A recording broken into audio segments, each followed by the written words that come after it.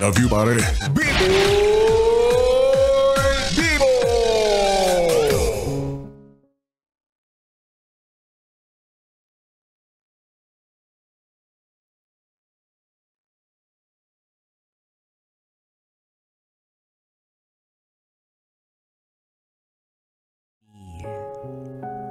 Ito na ang sulat na dapat ay mapakinggan mo. Kasi malay mo, para sa'yo pala to.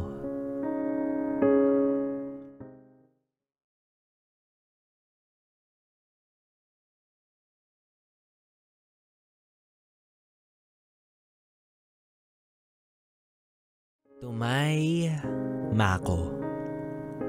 Short for mahal ko. Naitago na lang natin sa pangalang Rudy. Naaalala ko pa nung una kitang nakilala. Ang pogi mo, kaya maraming nagkakagusto sa'yo. At bukod pa ron, ang linis-linis mo laging tignan. Mula buhok hanggang talampakan. Kaya sabi ko, siguro magaling mag-alaga ng sarili to. Kasi magkasing kintab na yung sapatos at buhok mo. Pero, hindi naman ako isa sa mga nagkakandara pa sa'yo. Nakakahiya naman ipangalandakan. Hello? Boss mo kaya ako?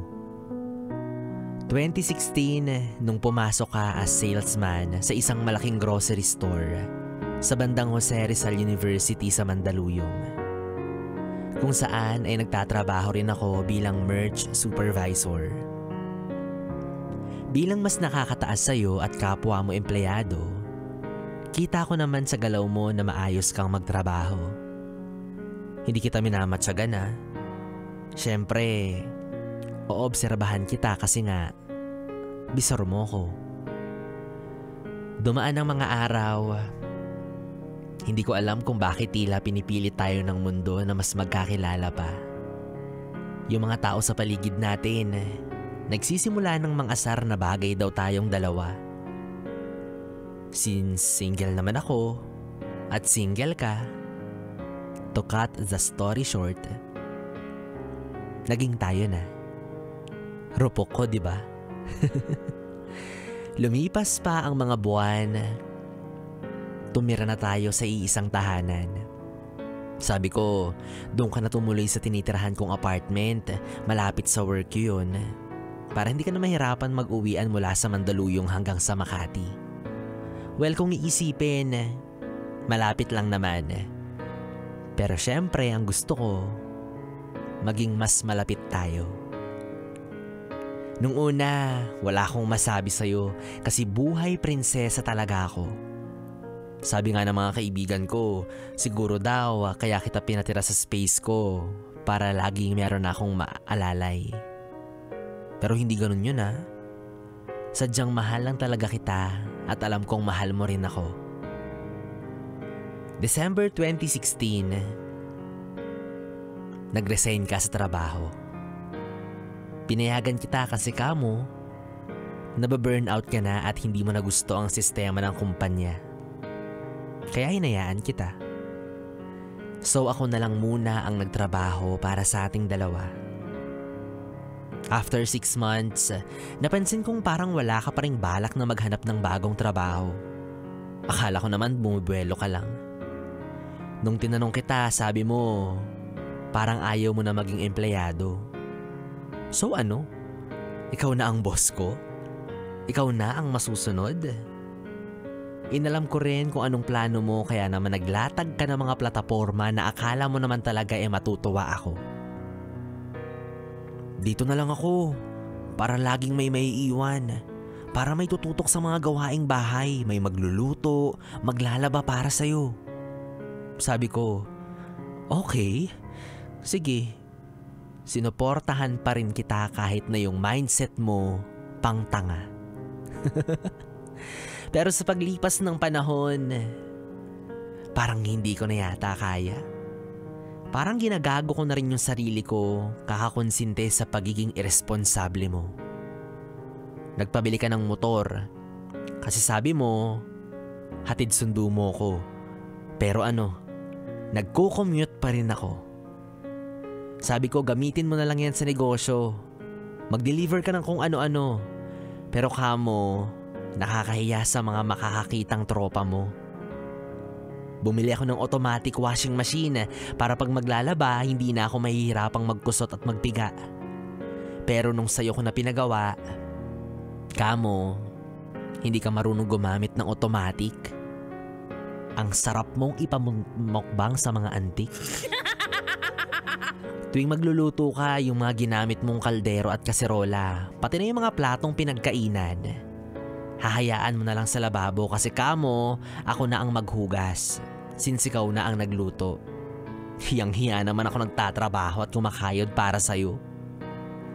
Nagawa mo pa talagang magbilang ni hindi mo nga direktang malabahan yung mga brief mong may igit na natigang. Kahit yun man lang. Pero sabi ko sa sarili ko, hindi ito magiging dahilan ng ating hiwalayan. Umaasa akong magbabago ka pa. Sumunod na taon, nabuntis ako. Unang anak nating dalawa. Oo, malamang nating dalawa. Kasi dalawa tayong nag-enjoy at nagsaya. Buti pa nga sa paggawa ng bata, ganado ka eh. Akala ko, ito na yung pagbabago mo na pinapangarap ko pero anak ng teteng? Sa ilang beses na nagpa-check up ako, bilang lang sa mga daliri ko yung beses na sinamahan mo ko. Suko na talaga ako sa'yo. Ang tanging pag-asa ko na lang ay yung magiging anak natin. 2018. Ito na yata yung pinaka hindi ko malilimutan sa lahat ng iyong katrantaduhan. Kabuwanan ko na. Anytime, puputok na yung panubigan ko at eto na nga. Paputok na. Pero parang mas mauuna pang pumutok yung ugat ko sa ulo dahil sa stress na dulot mo.